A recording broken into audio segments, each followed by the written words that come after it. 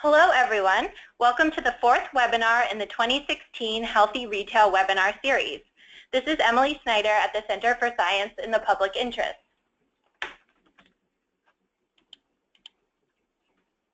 A couple of quick housekeeping items before we get going. Please set the audio tab on your GoToWebinar control panel to the method you are using. Speakers to listen through your computer or telephone to listen on the phone. Your line is muted. Please ask questions using the chat box on the GoToWebinar control panel.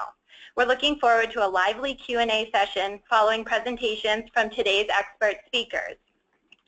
The topic for today's webinar is snacking. Americans today snack more than previous generations and eat more salty junk foods and candy as snacks now than they did in the 1970s. It is no accident that snacking is associated with consumption of unhealthy foods. Food manufacturers have co-opted the words snack and snack foods to mean chips, pastries and snack cakes, cookies, candy, and other nutrition-poor foods by marketing junk foods and soda as snacks to children and adults. But healthy snacks like fruits and vegetables can help boost nutrition. We're so pleased to be co-hosting today's webinar with Produce for Better Health Foundation.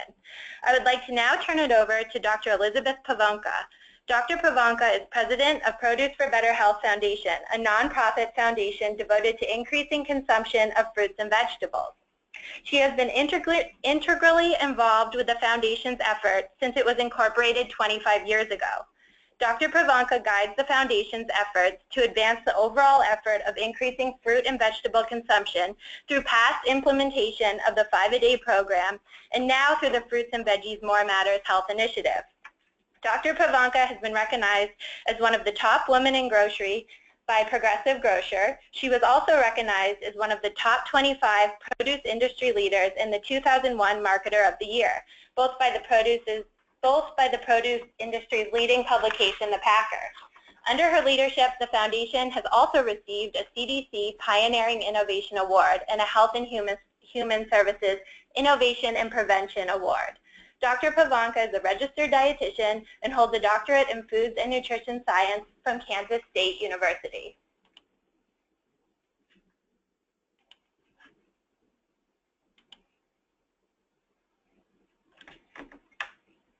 Great, thank you, Emily.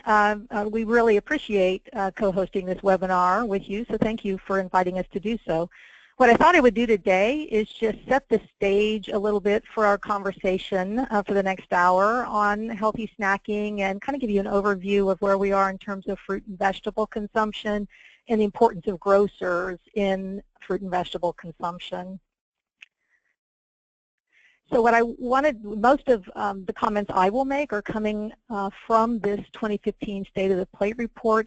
You can find this report free on our website. You can download it for free. We also have a webinar if you'd like to learn a little bit more about this particular report and all that is in the report. It's actually a report that we publish every 5 years. We purchase data from the NPD group, and the NPD group is data.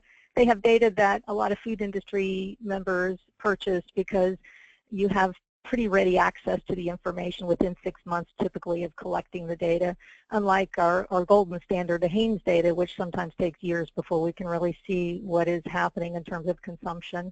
So the NPD group's research is based on 2-week food diaries that is rolling diaries over the year of 2,000 households representing about 5,000 consumers.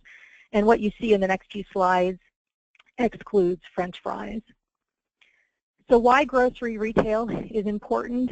This, I think, is a very telling slide. If you look at where people get their fruits and vegetables, they get 82% of their total vegetables that they consume from the home. It's home prepared. Now, typically, that will mean the grocery supermarket. Now, it will also include farmers markets and other sources of food, but it's home prepared, and most of the food that is home prepared is through the grocery store. That it is 90% for total fruit, excluding juice, and total fruit includes fresh, canned, frozen, and dried. If you are interested in the juice figure, about 92% of the juice that people drink, 100% juice that people drink, comes from the home. So restaurant prepared is 10% for vegetables, 2% for fruit, and all other away from home, 8% for vegetables and 8% for fruit. So you can see, over 80% of the fruits and vegetables people eat, they have as home prepared, primarily coming from what they have purchased at the supermarket. So another reason why grocery is key for us, at least in our fruit and vegetable world, is that we spend 3 times more eating away from home. Or, you probably have heard the statistic that about half of the food dollar is spent eating away from home. That is true, but still about 80% of the food comes from home. So it's half of the food dollar, but not all of the food, not half of the food. In fact, about 79% of the time when people eat away from home, they're eating at a fast food restaurant. So it's really important, especially when we work with consumers who are on a budget. It's very important to encourage to eat at home, even if they're buying frozen meals from the center of the store and adding a side salad to it. That's still less expensive than eating away from home. So it's about 1/3 the cost. So that's another reason why we think grocery stores are very important. So in terms of overall fruit and vegetable consumption, it actually is declining. Despite all of our efforts over the past few years, we had a bit of a peak in 2009, and it's declining through 2014. Why it's declining? It's primarily driven by a decline in fruit juice. There's been a big push away from sugar-sweetened beverages, and unfortunately, I think 100% fruit juice gets caught up in that. I know the American Academy of Pediatrics has changed some of their recommendations for fruit juice, but that is in large part what is driving our lower consumption. It also is declining because the vegetables are reducing as a side dish. All side dishes are reducing, and vegetables are the #1 side dish, so that impacts vegetable consumption as well. People are eating more one-dish meals like pizza, sandwiches. Even crock pot use is on a steady rise over the past 20 years or so. There also is a negative generational effect that is working against us. This slide is actually very interesting. If you look at this blue line, that's year 2004, and the green line is 2014.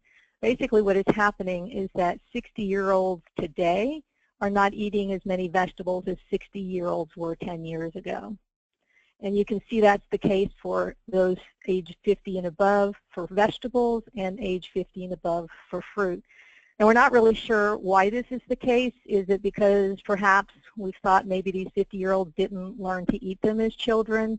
When we started 5-A back 25 years ago, one of the questions we asked at the time is, why do you eat fruits and vegetables?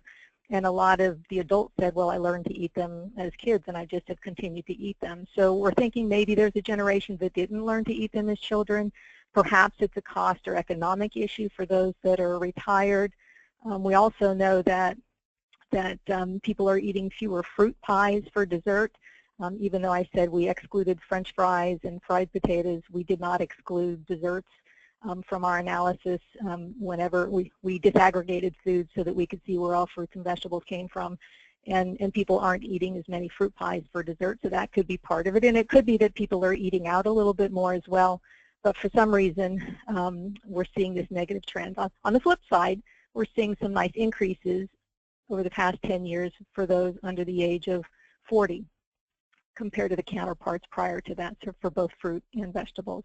So I thought you would find that interesting. The good news is that we are seeing nice increases in fruit consumption, fresh, canned, frozen, and dried. This is fruit excluding juice amongst children. We're getting hit by these males again over the age of 50 and females over the age of 50. But at least the target audience, so many of us have been working on for the past 10, 20 years, we're at least seeing nice increases in fruit. And primarily, I think this impact has been on fresh fruit. Now in terms of snacking, fruit is up at both breakfast and as a snack, but these gains are offset by losses at both lunch and dinner. The good news is that if you are part of breakfast, well, it's good to be part of breakfast because that is a very routine meal. If you can get into a breakfast rotation, people have a tendency to eat the same breakfast over and over.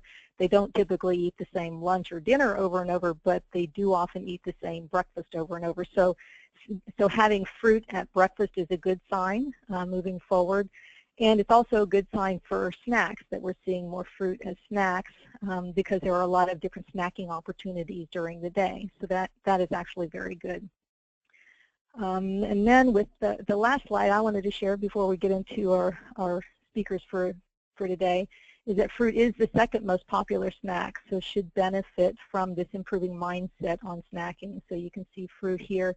And looking down the list here, nuts are probably my second favorite on this list. So the bottom line is that healthy snacking is here, and all we need to do is continue to offer healthy snacks. And I think that the time is ripe, and consumers will purchase those healthy snacks. And we can talk more later about what retailers can do. You know, we've all been talking about healthy checkout, but there's a lot I know that grocers are doing to promote fruits and vegetables. In fact, we've been working closely with a lot of supermarket dietitians because within the fruit and vegetable industry, with so few marketing dollars, we consider those supermarket dietitians our front line to try to promote fruit and vegetable consumption to consumers, and they're doing a terrific job with kids clubs and other kinds of promotions. So with that, I'll hand it back over to you, Emily. Thank you, Dr. Pavelka. I'm so pleased to introduce our next speaker, Dr. Jennifer Pody. Dr. Pody is a nutritional epidemiologist interested in understanding the complexities of the U.S. food supply purchasing patterns and dietary intake. Her primary research goal is to determine how more refined measures of diet can enhance our ability to identify dietary factors associated with obesity and related chronic disease. Her research has addressed whether consumption of ready-prepared food, including both fast food and highly processed food, is associated with dietary quality and obesity. Dr. Pody is a member of the Global Food Research Program at UNC and is currently helping to lead the Crosswalk Project, which augments national nutrition surveys of dietary intake by creating food composition profiles using UPC barcode-level nutrition information for the millions of food and beverage products in the U.S. food supply. She is also currently studying sources of sodium, saturated fat, and sugars in household food and beverage purchases and evaluating changes in nutrient content of purchases that may occur as a result of manufacturers' efforts to reformulate packaged foods and introduce new products.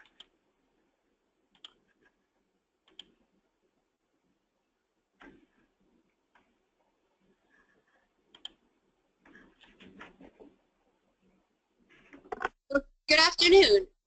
Thanks for that warm introduction, and I'm happy to be speaking with everyone today about the role of snacking in American dietary patterns. So here's a quick overview of what we'll be talking about in this portion of the webinar. So first, before we can talk about snacking and snack foods, we have to make sure we have a clear definition of what actually constitutes a snack. We'll talk about the frequency of snacking among Americans and how this has changed in the past 30 years. We'll look at calories from snacks just to get a sense of how much Americans are actually snacking. And then finally, we'll look at the foods that Americans are snacking on, including some examples of the top healthy snacks. Okay, so first, how do we define snacking? There's actually a bit of confusion around what exactly we mean when we use words like snack, snacking, or snack foods. Definitions that are used in dietary guidelines and in nutrition research actually vary greatly. The definitions might consider factors like the time of day when we eat, the type of foods that are consumed, the amount of food that we consume, or even the location where the food is consumed. But for the purpose of studying the role of snacking in the American diet, researchers typically define the term snack as any food or caloric beverage that is consumed between regular meals. And this definition was established recently in a great review paper that was just published in the journal Advances in Nutrition. And note that this definition doesn't consider the type of food that's being consumed. So a snack could be a bag of potato chips or a fresh apple.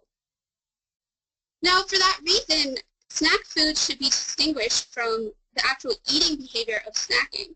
So snack foods would typically be considered something that's energy dense or nutrient poor, foods that are typically high in fat, sugar, or sodium. with examples including things like cookies, cakes, chips, or sugar-sweetened beverages like soft drinks. So in this framework, snacking is defined as the act of actually eating a snack. And this is regardless of whether we consume a snack food or we make a more healthful food choice.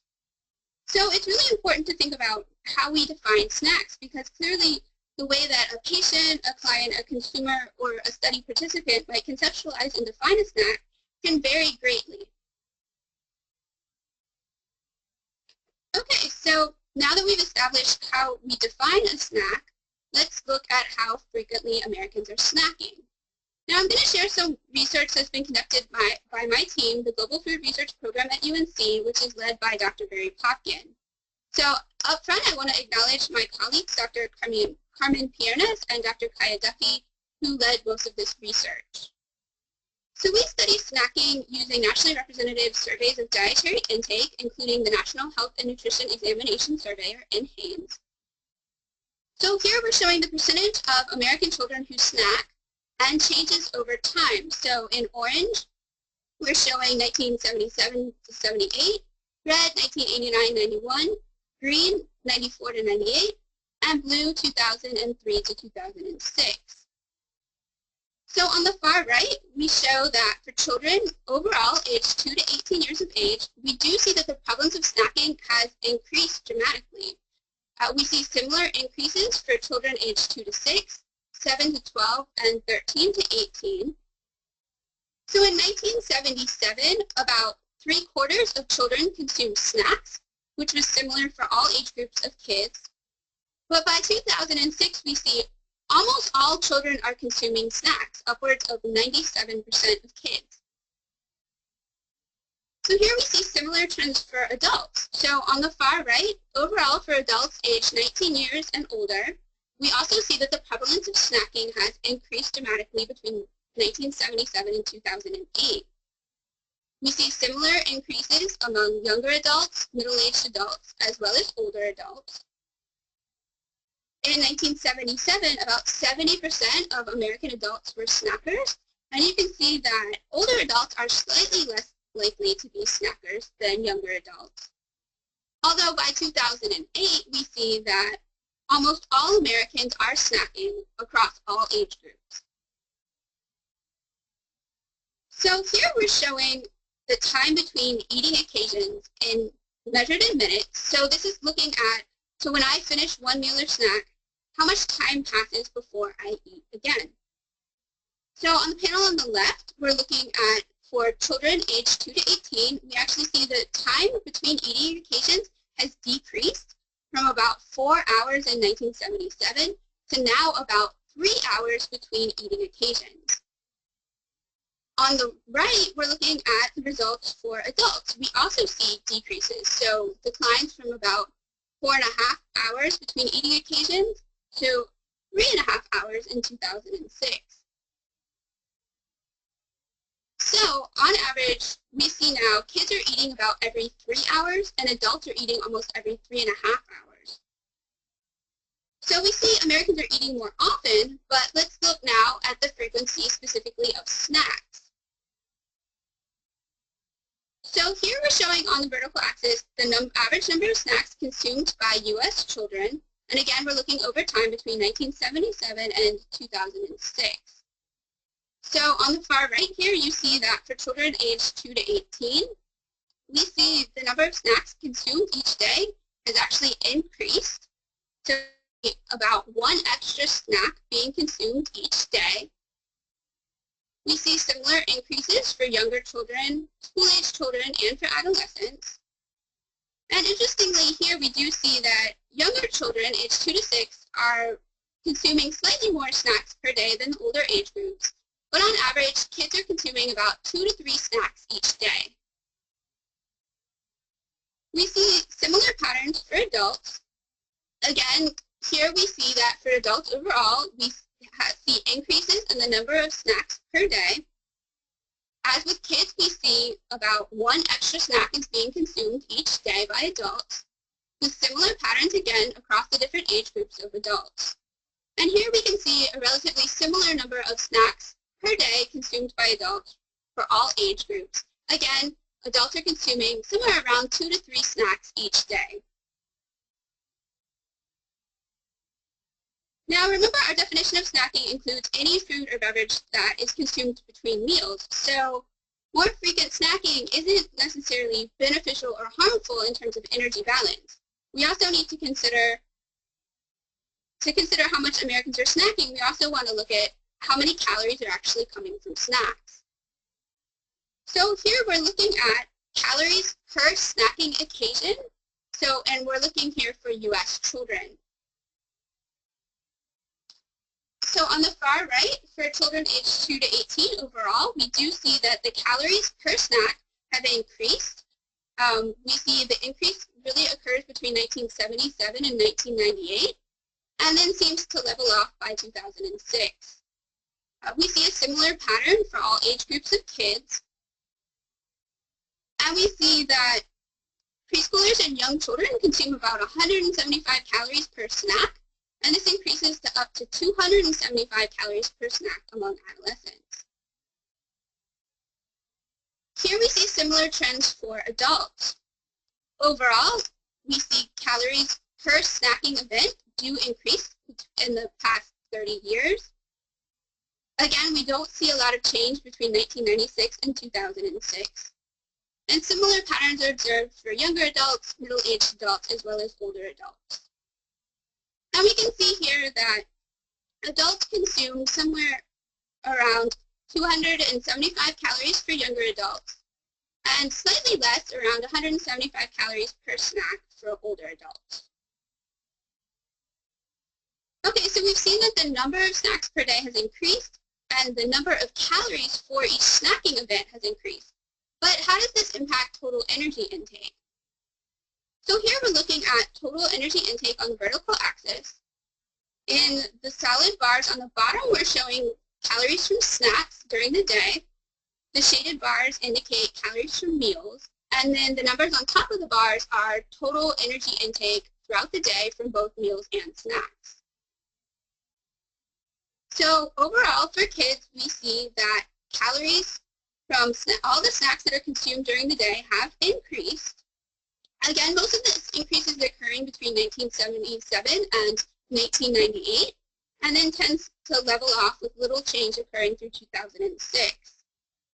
We see similar patterns for young children as well as for school-aged children. And for adolescents, we actually see that snacking calories have increased in the earlier years, but then have actually seemed to decline throughout the most recent period. Across the different age groups, we see calories throughout the day from snacks range from about 500 calories per day for snacking for kids that are aged 2 to 6, up to almost 700 calories from snacking among adolescents in the most recent survey that we studied. So we're showing these changes in snacking per day because increases in snacking could potentially be offset by decreasing energy intake from meals. And so we wouldn't have a net effect on total energy intake. But we don't see that to be the case. We do see increases in total energy intake. And we do acknowledge that measuring these changes over time in calorie intake is very difficult. Here we're looking at similar results for adults. Again, we're showing in solid bars, we're showing snacks, and in the shaded bars, we're looking at calories from meals. So overall, for adults aged 19 and older, we do see increase in the calories from snacks between 1977 and 2006. Again, these increases are seen for all age groups of adults. Here we see that younger adults aged 19 to 39 actually consume a higher number of calories per day from snacks than for older adults who consume slightly less. So snacking for adults can provide anywhere from 400 to 700 calories per day across adults of different age groups. Okay, so while excess calories and energy balance are certainly important, we also know dietary quality is a key contributor to overall health. So we want to look beyond just calories and look at the foods that Americans are actually snacking on. Okay, so first here we're looking at the top snacks consumed for U.S. children. And we're showing the percentage of snacking calories that come from each food group and changes between 1977 and 2006. Okay, so let's break this down by food group.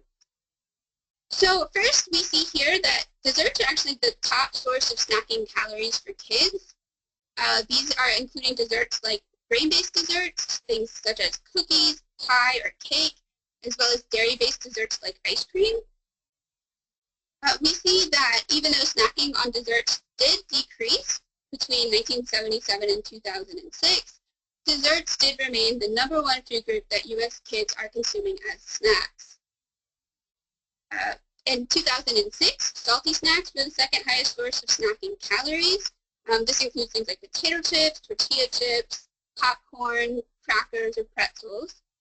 And we actually do see fairly large increases in salty snacks being consumed between meals during this time span.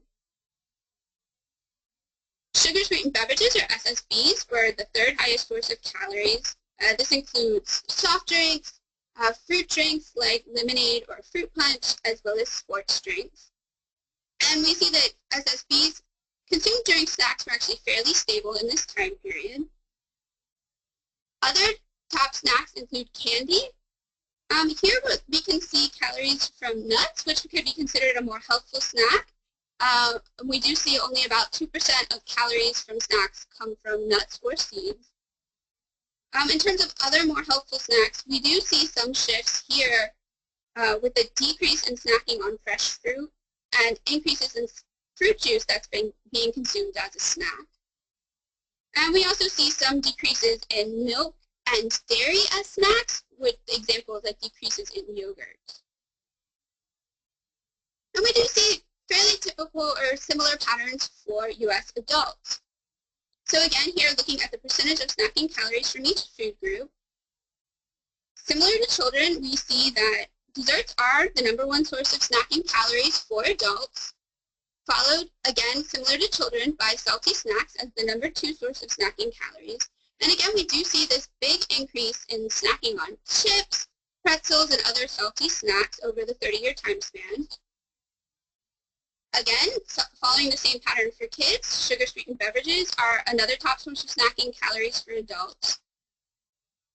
However, a unique source of snacking calories for adults is alcohol. So again, we're thinking about snacking as consuming any calories between meals.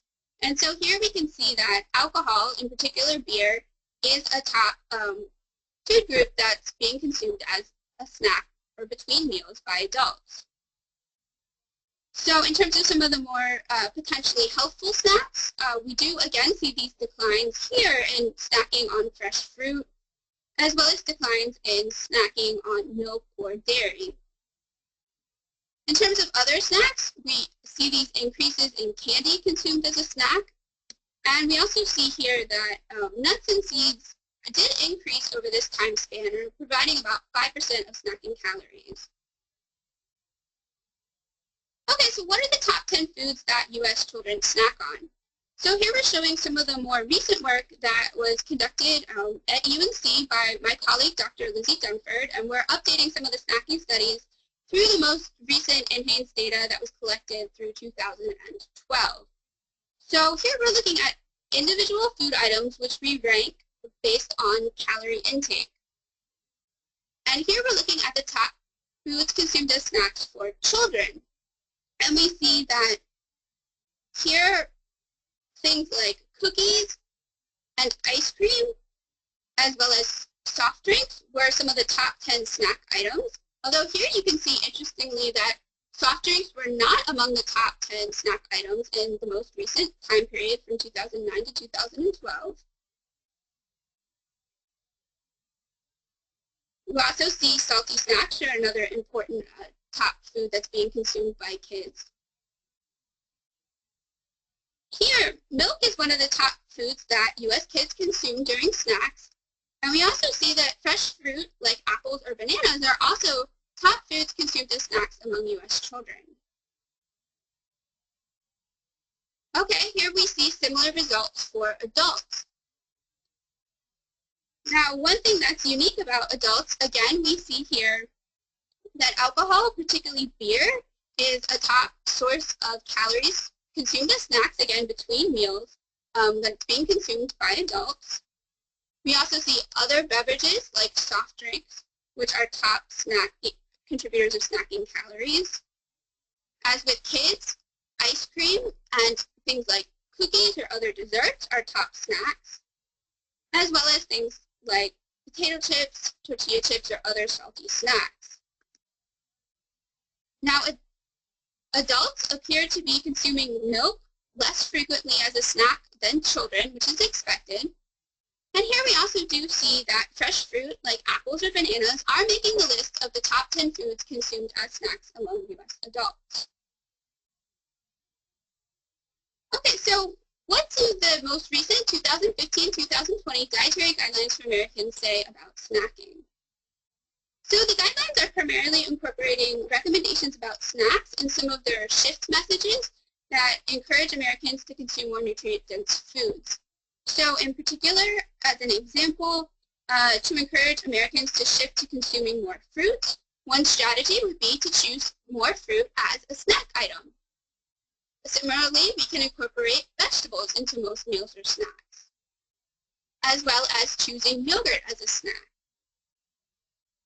Now, for many of these recommendations, these messages are referring to snacks and snacking as eating between meals, but the guidelines also do refer to snack foods. So here we see the message about 20% of refined grain intake comes from snacks and sweets.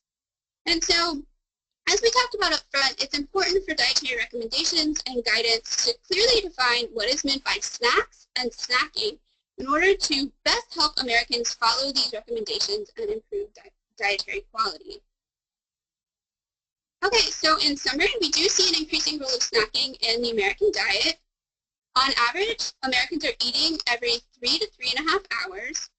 We see an increase in the prevalence of snacking. So in the most recent studies, we see that over 97% of Americans are consuming snacks.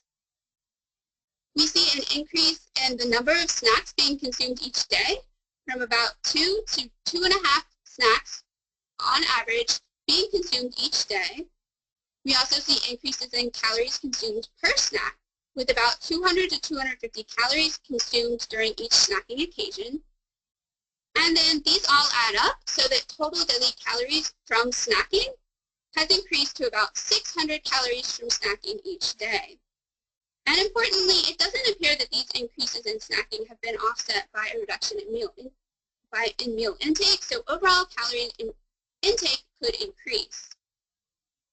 Now, snacking in and of itself is not necessarily unhealthy, but we do see that some of the top food choices for snacks are desserts, salty snacks, and sugar-sweetened beverages. And we see lower decreasing intake from fresh fruits, nuts, milk, and dairy items such as yogurt. And so overall, these trends do indicate that the choice of foods being eaten for snacks is an area of concern for public health. So before I close, I just want to thank all the members of the Global Food Research Program at UNC, and particularly Dr. Barry Popkin, as well as Dr. Carmen Piernes, who conducted a lot of this research that I shared here today. So thank you for listening. Thank you, Dr. Pody. I'm now happy to introduce our next speaker, Dr. Jennifer Harris. Dr. Harris is Director of Marketing Initiatives at the Rudd Center for Food Policy and Obesity at the University of Connecticut, where she is also Associate Professor in Allied Health Sciences.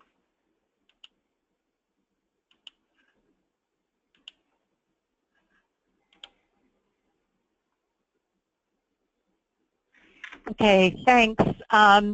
So that was a great introduction to my talk by Dr. Pody and Dr. Pavelka. I'm going to talk now. I mean, they've given a great overview on what kids and adults are snacking on, and so I'm going to talk now about marketing and how that probably influences what kids are eating for snacks. And this is data that we published last November in our Snack Facts report, and it's available online. So I'm just going to give, you know, an overview of what we found in this report.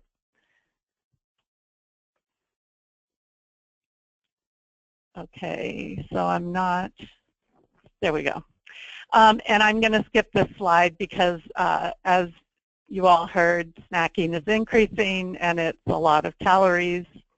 But at the same time that we've been seeing these disturbing trends in what kids are eating, the food industry and the USDA have been implementing programs to improve the nutrition quality of what kids are eating. So the Children's Food and Beverage Advertising Initiative, the largest snack food companies belong to this initiative, and they've pledged to advertise healthy dietary choices in child-directed media, recognizing that their advertising does affect what children want to eat. Also, in last year, the USDA implemented new nutrition standards for snack foods that are sold in schools, and this actually set nutrition standards for what products can be sold to children as snack foods and beverages in schools. So our report, just to define what we looked at here, we looked at these 5 categories of snacks: sweet snacks, savory snacks, yogurt, nuts and fruit, and other snacks. And you'll see we didn't look at candy, we didn't look at desserts, and we didn't look at drinks. Those we've examined in other reports, so we didn't include them in this report, but we really focused on these categories of snack foods and not beverages. And these categories spent $1.3 billion in advertising in 2015. And as you can see, the majority of that, 3/4 of that, or more than 3/4 of that spending was on sweet snacks, savory or salty snacks, and yogurt. Fruit and nuts, the healthier options, was only 11%, and notably there were only 4 brands of these products advertised in 2015: Planters Nuts, Wonderful Pistachios, Wonderful Halos, and a brand of applesauce. So that was $140 million of the total snack food spending. Also, 3/4 of this spending is on television advertising. We also, these are just some of the numbers of the products that we looked at: 90 brands from 43 companies. And the other thing that we did was we looked at smart snacks that are being sold in schools from the same companies that are advertising their products in the media. We used, we measured both spending, exposure to TV advertising, websites, display ads on third-party websites, and then we looked at, we applied nutrition standards to all of the products that were included in the analysis, looking at the smart snack standards, whether they met other U.S. based standards for nutrition, and also a UK standard for what can be advertised to children in the UK. In addition, we looked at how these products are targeted to different age groups as well as to Black and Hispanic youth. So I'm going to focus on what we found in TV advertising to children, specifically children under age 12. And the reason for this is that these are the products that, or this is the target audience that companies in the CFBAI have pledged to improve the nutrition quality of the products that are advertised to them. And what we found in terms of the number, these are the number of ads that preschoolers saw on this side and children saw on this side by category. And sweet snacks, things like cookies, chips, and cookies, snack bars, and fruit snacks were 1/3 of the ads that they saw. Another 1/3 was yogurt ads, and 1/4 was salty snacks like chips and crackers. Now, interestingly, I'm not showing you the data for what teens are seeing, but the the categories of yogurt and savory snacks are basically switched. So teens see a lot less yogurt ads and a lot more savory snack ads. We looked at changes in advertising over the 5 years that we examined, and what you can see is that from 2010 to 2014, the total TV advertising to preschoolers and children increased. And what these numbers at the top show you is how many ads on average every preschooler in the U.S. sees. So 1.6 snack food ads every day on TV, 1.7 ads for children, and these numbers, as you can see, over 90% are for those 3 categories: savory snacks, yogurt, and sweet snacks.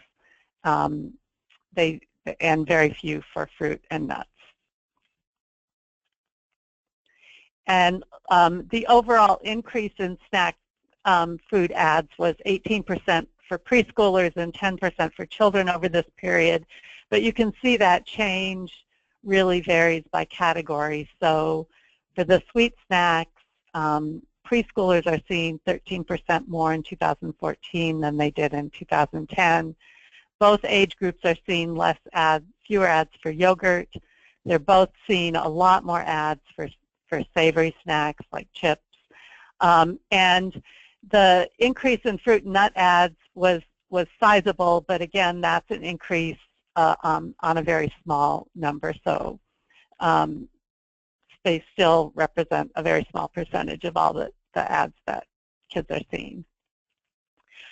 Looking at the actual products that are advertised most to children, we've ranked them in terms of the number of TV ads that children saw in 2015. So these brands on the screen now are ones that actually met nutrition standards for healthy products according to the CFBAI zone standards, the Smart Snack standards for what's sold in schools, and then the NPI score is the overall nutrition score based on the UK criteria.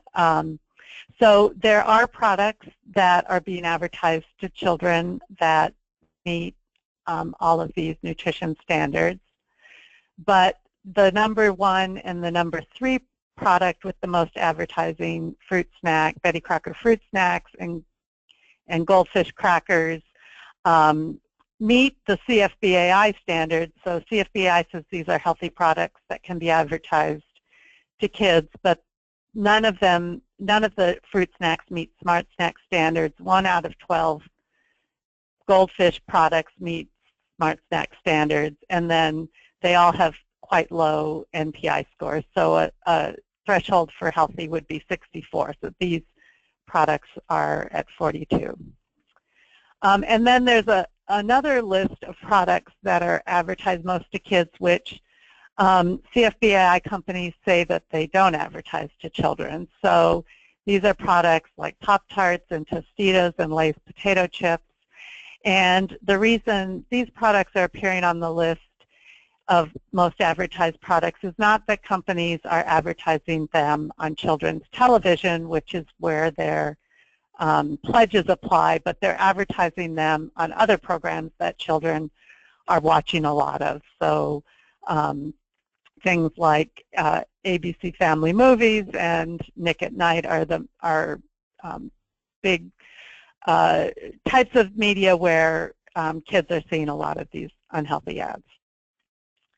And just to summarize, of all the TV ads that kids are seeing from CFBAI companies, 27% of all those ads are in this category of the CFBAI has approved them, but they don't meet Smart Snack standards, so they're not healthy according to other standards. 29% are approved by the CFBAI, and they do meet the Smart Snack standards. And then 44% of the ads, the companies basically say they're not advertising directly to children, and they don't meet even the CFBAI standards. In the report, also talk about targeted marketing, and I'm not going to go into that in detail, but just highlight a few things that we found. One is something that we consistently find is that Black children see a lot more of these ads than white children see. They, in 2014, they saw 64% more snack food ads. And then we also found that this disparity in exposure increased from 2010 to 2014. So it's getting even worse. And the sweet and savory snacks, when we look at what is advertised on Spanish language TV, is 86% of all the advertising spending. So interestingly, you don't see yogurt ads on Spanish language TV.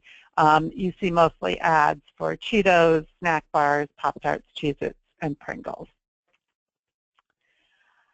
Now I'm going to move into the products that these same companies offer for sale in schools. So these products all meet Smart Snack standards, and this is the actual number of products that they offer. And what you can see is basically there's a healthier mix of snack foods in the schools. So yogurt is over half of the snack food products offered by the companies that we looked at in schools. And fruit, even though it's a small portion of the total, it's 7% versus less than 5% of what's advertised to kids.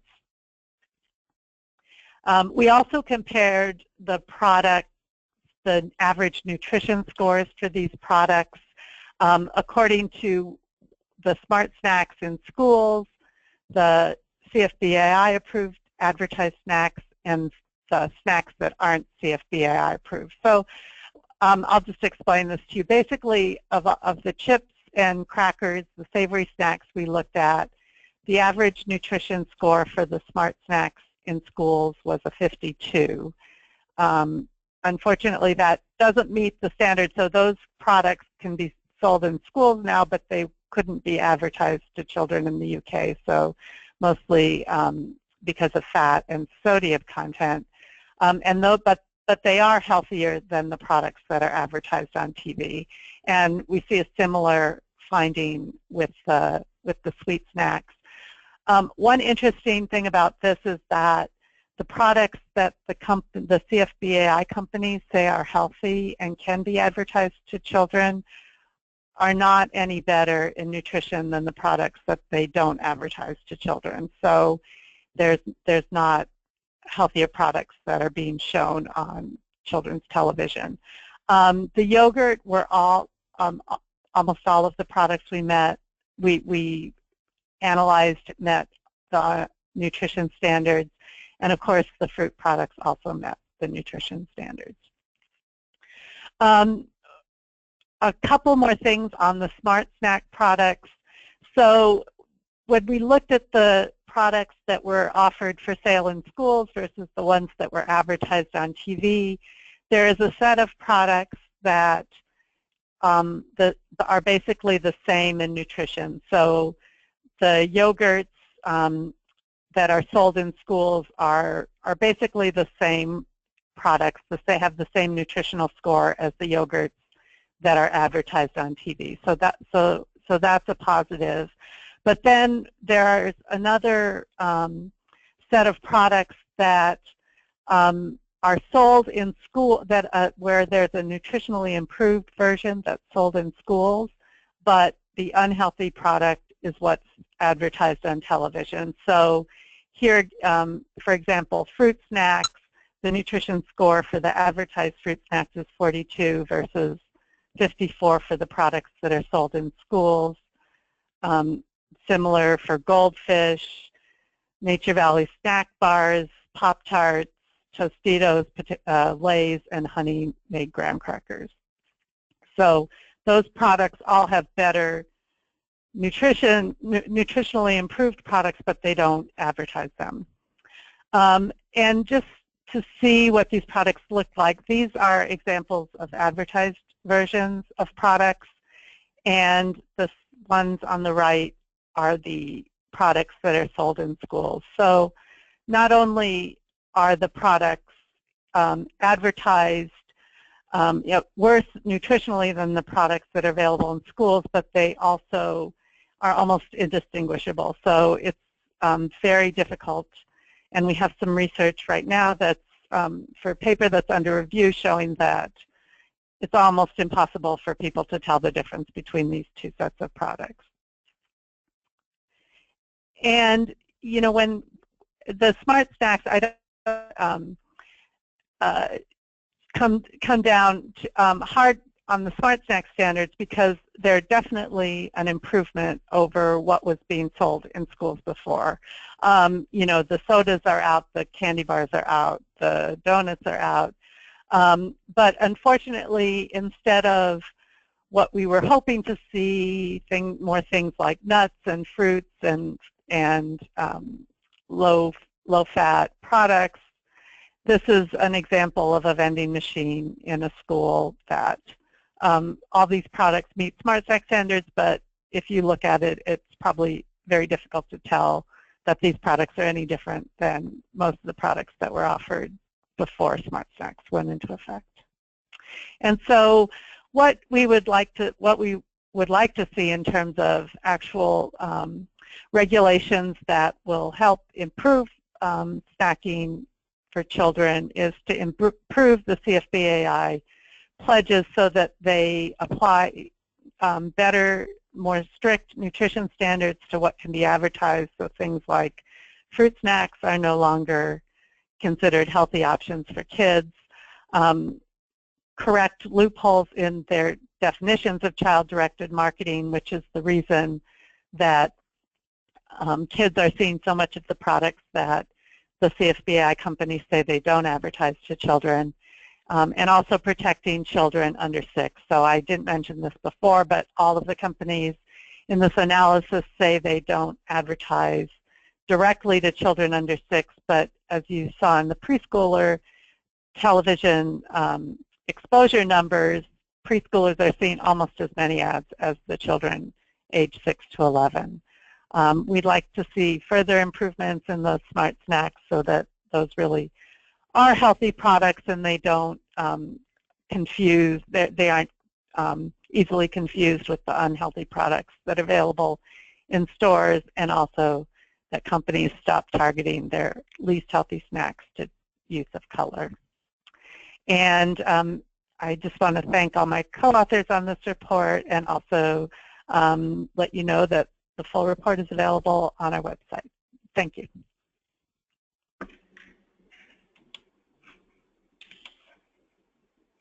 Thank you. This is Jessica Elmy at the Center for Science and the Public Interest, and I'll be moderating our questions and answers today. We have lots and lots of questions from the audience, so thank you to everyone who submitted a question. We'll start with one for each of the speakers, and then we'll see where we can get with the time that we have left. So starting with Dr. Harris, who just spoke, could you explain what the NPI scores are and who issues them, and whether there's a database of products and scores that we can access, and why you chose those particular nutrition standards when you were evaluating whether the ads are healthy? Sure. We can send you a white paper on the score, or we can publish, give you access to that. Basically, there were a few reasons we like using the score. One is that it's the standard that's used in the UK for advertising to children. So it's, you know, it's well supported by the data. It's a model that is validated, and there's academic research supporting it, and it's basically a score based on both beneficial nutrients and nutrients to limit. So it balances the two. So if you have, you know, sugar content is balanced by whole grains and protein and other positive nutrients. So, and the other advantage is that it's a continuous score. So it's not just it's healthy versus not healthy. We can also measure, you know, how far off it is from the ideal. Great, thank you. This next question, I'm actually going to combine two questions that we got for Dr. Pody. So the questions both relate to some changes in trends on snacking over time. The one of the questioners asks why the largest percent increase occurred from 1989 and 1989-91 results to the 1994-98 results. And the other one asked if we know the reason for the spike in 1994 to 96 and then the drop in 2003 and 2006 for kids regarding the number of calories per snacking event. So I guess the question broadly is, do we have any idea what's happening in either advertising or the availability of limited calorie packs or food formulations that would explain some of the rises and drops in the data that you saw, Dr. Pody? That's a great, excellent question. I think that some of the increases in snacking that occurred from the earlier time span up to 1994 through 98, I think that does coincide with some of the period where we do see increases in energy intake, increases in obesity. And then we see in the most recent years, we do see this drop off or leveling off. Within the enhanced data that we're using to study the trends, we're mostly looking at descriptives of what's happening, and we don't necessarily have understanding of why the trends occur. We could definitely speculate that there's differences in terms of, different policy options.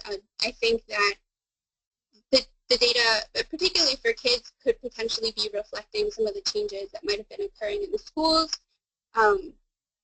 Although we are trying to extend our study we're working on now, trying to update all those results through, right now the most recent release of enhanced data is 2012, because we want to see whether we saw that kind of either leveling off or this decline, and we want to see if that's continuing.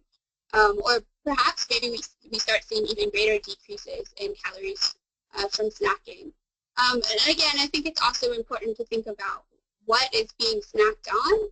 So snacking isn't, again, necessarily unhealthy. It depends on what we're snacking on. So calories, the changes in calories over time are important, but I think it's also important to think about some of the shifts in what might be being consumed as snacks. Thank you, Dr. Pody. And this last question, and there are many more that unfortunately we're not going to have an opportunity to ask today, but this last question is for Dr. Pavelka. It's about the generational decline in fruit and veggie consumption in older adults. The questioner says that she recognizes it's important for elderly to eat fruits and veggies, but she's wondering what the future impact can be. Is the concern that they're not feeding fruits and veggies to their children or their grandchildren, or are we primarily concerned about the fruit and vegetable intake among elderly people for their own sake? Well, both. For their own sake, probably primarily. I'm not as worried about what they're doing with their grandchildren because at least what we have learned through the NPD group is that this millennial generation kind of sets the mindset for the decade, and the mindset for the decade, this decade, is health. And they can have an impact on their parents, and they can have an impact on their children. It used to be that 20 years ago, if a parent had a health condition, they probably wouldn't have talked to their child about it. But now a millennial will talk to their parent. They're more likely to talk to their parent because they're more interested in health than 20 years ago. So there's some generational changes that are occurring. Overall, it bodes well for fruit and vegetable consumption. When we were trying to decide who to primarily focus on with our More Matters campaign, we focused on moms because we knew that if we didn't have kids eating fruits and vegetables, we wouldn't have a future consumer, and always had figured that as people got older, they would eat more because of health conditions. And indeed, they still eat the most. They're just not eating as many as their counterparts were 10 years ago. So there's also some thought that they think of health differently than they did 10 years ago, and maybe fruits and vegetables aren't as high on their radar as prior generations when they maybe redefined health for us, and fruits and vegetables just aren't as top on their list. So, I mean, they still are important, and they still do eat the most. They just don't eat as much as they used to. And our collective focus on children is important for future consumers. Thank you. We're at the end of our hour. We'd like to thank Dr. Pavelka and Produce for Better Health Foundation for co-hosting today's webinar. Thank you also to Dr. Pody and Dr. Harris for their excellent presentations. And thank you to all of you who've been listening to today's webinar about this very important topic and tweeting using the hashtag #HealthyRetail. We'll be sending out a recording of today's webinar to the registrants, and please stay tuned for an announcement about the next webinar in this series. Thanks for joining us today. Have a great afternoon.